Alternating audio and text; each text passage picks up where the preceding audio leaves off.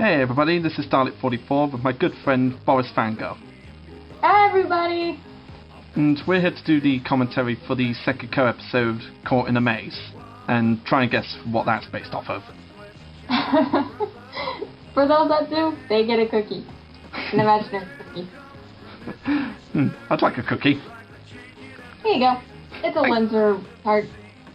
Oh, thank you. Okay, back to the thing. Yeah, anyway, this is based off of the Wind and the Willows episode, Caught in a Maze, for the two people who don't know. Yeah. Anyways, this has been a really fun episode of parody. Yeah, I actually kind of had this idea in my head since before Unikitty was even introduced. The idea was originally going to be Sek, Cyber, Slovene, and Jess, and perhaps Pingy. Man, it would have been interesting to see her in there.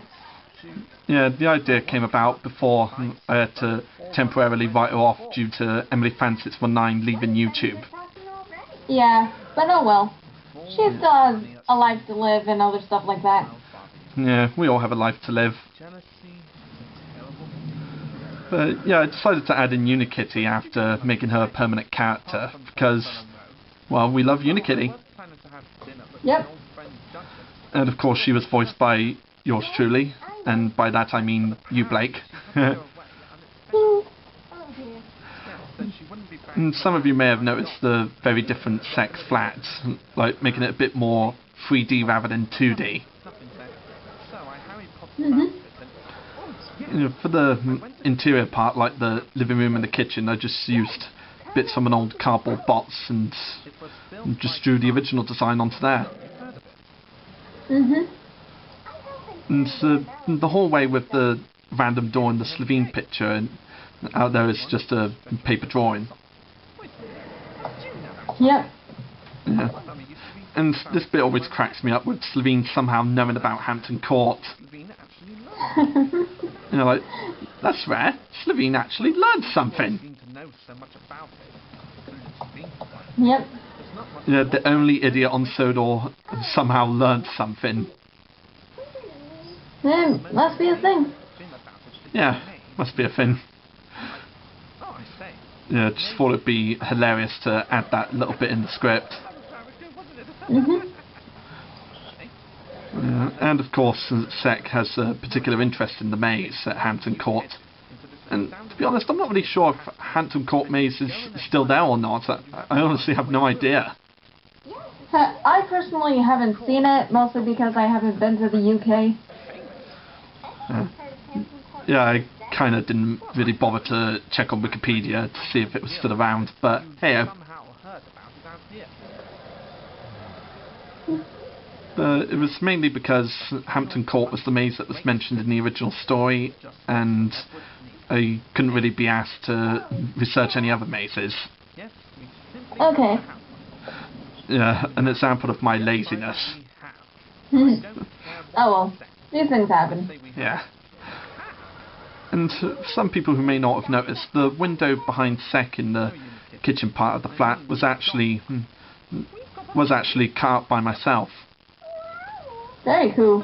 Yeah, rather than just drawing some crappy window, I just decided to cut some square holes in the little piece of cardboard to make it seem a bit more realistic, like a real window. And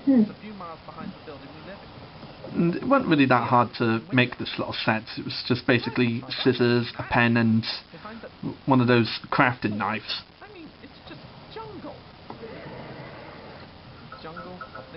Yeah, a lot of hard work went into it. Coolness. And the moment that's coming up is when they somehow make loads of money just by doing a wipe transition. Yeah, I think that little might have been from Willy Wonka and the Chocolate Factory. Because I actually referenced that joke from that guy with the glasses.com video to Boldly Flee. Yeah, it was a little moment when General Zod wanted General Ferdinand von Turl to turn the ship into a house. And rather than just showing all the hard work that would have been put into it, they just did it with a simple George Lucas style wipe. And they actually did call it that too. Right. Yeah, since Lucas's Star Wars films are famous for wipe transitions. Awesome. Yeah, do you really think I'd, use all this money just so we could become millionaire, Cyber? Well, that idea did spring to mind, Sec. Yeah, it was the one time when Sec earned a wad of cash and decided to not keep it for himself. And so going through that... Here's about this thing. Yeah, and going through the really dramatic speech and then suddenly breaking out of it, saying like, no one will have a maze quite like ours. Yeah, just to break out of the serious moment. Zach. Yeah, wouldn't have him any other way. Yeah. And I should talk about the maze that I made. It was made with loads of old DVD box sets that I own. Yeah, but it's awesome. Thanks. At least there's a purpose. Yeah. Yeah, it was loads of old box sets I own, like Blackadder, Bottom, the Sonic cartoons, Doctor Who box sets, Little Britain, and, well, loads of things, really. These box sets for DVDs are kind of like the size of an old VHS container, but they have to be like this size because they contain about, like, 6 to 10 discs or something. Yeah. Yeah, a lot of discs to put in these containers. And with some of Dalek Sec's moments, like his laughs and all that, I got inspired by David Jason as Toad. Naturally, because that's who he's playing. Yeah. Yeah, he's like a mix between Del Boy and Mr. Toad. Yeah. So I wanted to get the laughs and screams down right without making him sound too posh. Definitely got the screams down to tack. Thank you. Because I never really intended to make Sek a very posh character, because that's not the kind of guy he is. Yeah. Even though he says can't and last and bastard in a very posh way, but that's because he tries to sound posh, but not always succeeding, but only succeeding in being posh with those certain words. Yeah. Yeah, when I originally started off these videos, it was... he did sound posh, because I was trying to sound like a posh Britishman for all the characters. Yep. And then I just decided to give him a variety of accents. Cool. And the moment where Sek talks about the Phantom Gardener that may not even exist, the original story was that they'd find an old boot, but for this one I decided to just use a Lego minifigure hand and call it a glove. Yeah. Because I don't think there's a way to remove Lego minifigures' legs without permanently breaking them. That's right. Yeah, and there might be a way, but I personally don't really want to try myself. Yeah. It's sort of like an actor who doesn't do his own stunts and is happy for someone else to do it. Yeah. If I had to remove a Lego minifigure leg, then I'd be quite happy for someone else to do it with someone else's minifigure.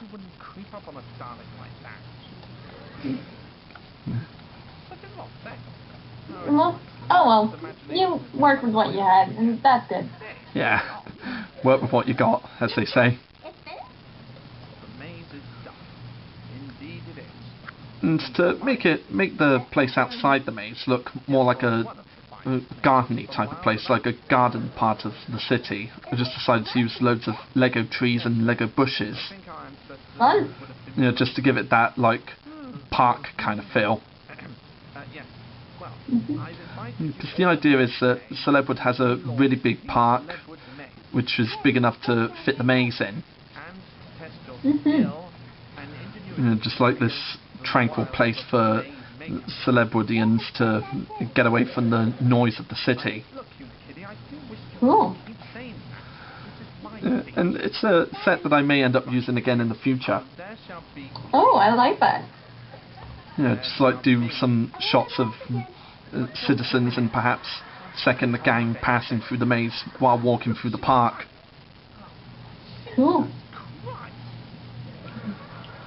And as always, you do brilliant as both Unikitty and Jessica. Thank you. And didn't you once tell me that Jessica was meant to sound a little bit British?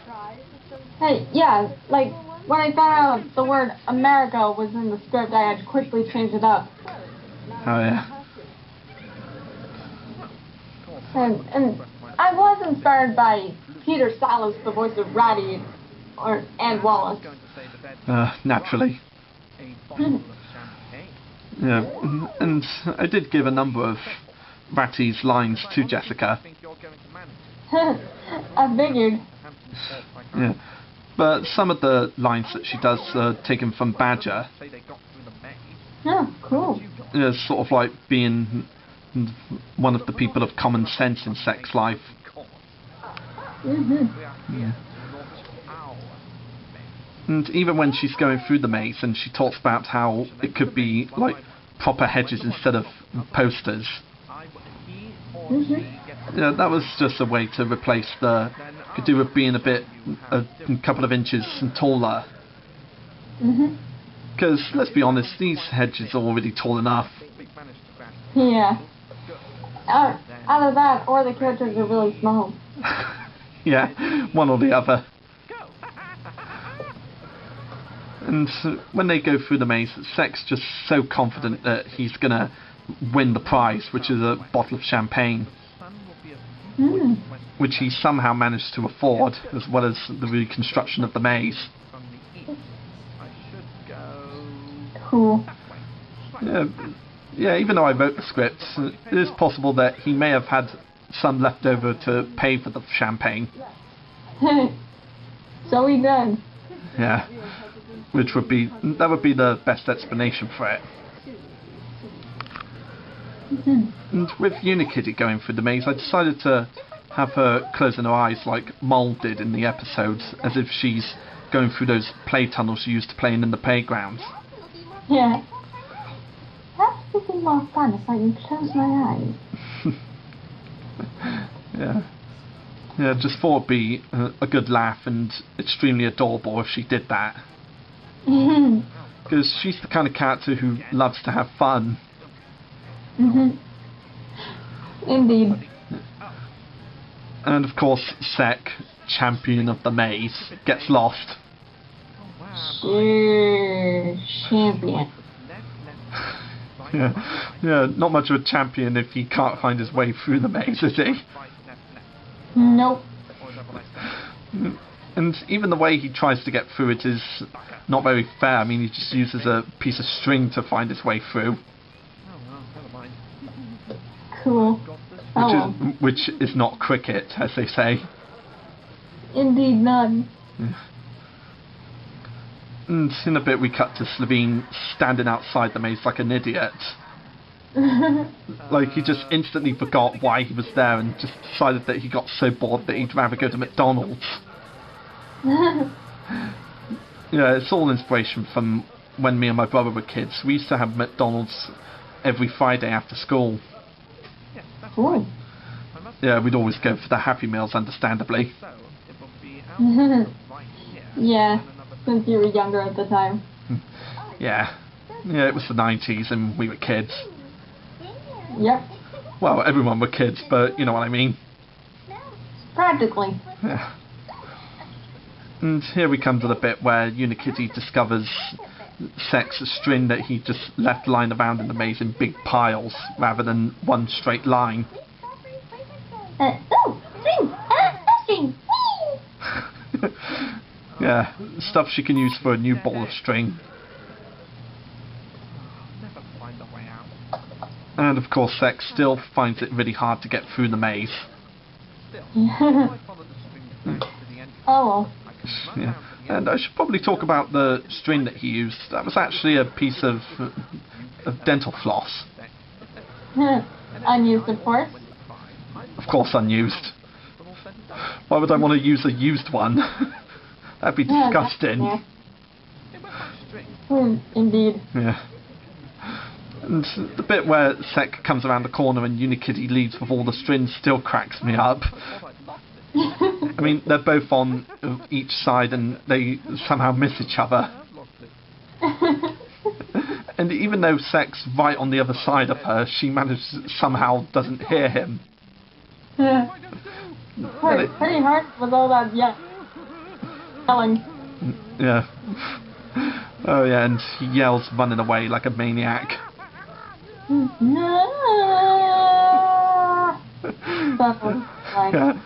And I still love when he tries to jump over the top of the hedges, and in the third one he ends up falling over, which is what happened in the original story. And then we get to the other side of the maze with a few more bushes and trees and Krusty the Clown talking to the Joker. Yeah, just two clowns hanging around. In clown town. Oh, and here's Slovene stuffing his face with a really big burger at McDonald's. Doing Brian's little thing about the chocolate. Yeah. Yeah, that was one of my favourite moments from Family Guy. It was one that made me laugh a lot. I love chocolate. I'm not supposed to eat it because I'll get fat. But it's so good. Yeah, it still cracks me up even today. And it's a joke I've wanted to use for a long time. And Slovene was the perfect person to use for the joke. Yeah. I can totally see him as a foodie. Yeah, and with President Business from the Lego Movie just like staring at him like, why am I sitting next to you? Like, someone get him away from me. Yeah, the expression like, I'm going to kill this fat oaf if somebody doesn't take him away from me. Yeah, like, should I call the police or should I call like the bomb disposal unit? Or should I call the FBI? Or should I call Geraldo? Yeah. Or should I just swap seats with someone? And then Sek, of course, freaks out over things that go bump in the night and thinks it's the Phantom Gardener that he made up. Cool. And somehow manages to obtain a white flag. Yeah, I think in the original Wind in the Willows episode, Toad used a pair of white underpants, I think. I think it's just shorts or something, but I'm not completely sure. Yeah, old from then times clothing. Yeah. And the moment where Sek talks about the rusty old garden fork and then randomly says, "Oh, fork in hell," that's actually a quote that me and my family use in real life. Me? Yeah, when I'm laying the table, I say like, "What cutlery do we need?" And they normally, if they say knives and forks and all that, or spoons and forks, depending on what meal we have, I normally go like, "Fork in hell," or "For fork's sake."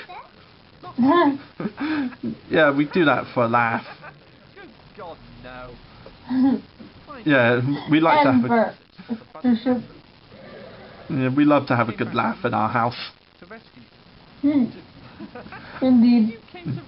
And then Sek gets found by the three and denies getting lost and pretending that he went back to look for them and made it out hours ago. Hello. Yeah, such a liar. Yeah. And with the light in here, I actually did film this bit when it got a little darker and used the natural light from the window. Cool. Yeah, I'm starting to do that quite a lot with my videos when it's supposed to be set at night. But the trick is to get the timing just right, because I don't want it too light and I also don't want it too dark. Clever. Yeah, because if you have the natural lighting too dark, then you can't see a bloody thing. Yeah, so you got to get just the right amount of darkness and lightness. And in the ending credits, as well as having the 4 main characters and Jessica, I just listed every other character that had a cameo in the video. Nice. And the cameos were pretty much the Joker and Krusty the Clown and pretty much everyone that showed up at McDonald's. Yep. Yeah, and because I had the Lego comic book guy from The Simpsons, I decided to have him in the background too. Yeah, worst parody ever. I'm gonna have to do that sometime in the future with him. Cool. Yeah, so yeah, really fun episode to work on, and hope to do more Wind and Willows stories in the future. Totally. And I think that's pretty much all we can say for the video, so until next time, we'll see you later, guys. Yep, you too. Bye. Ciao ski.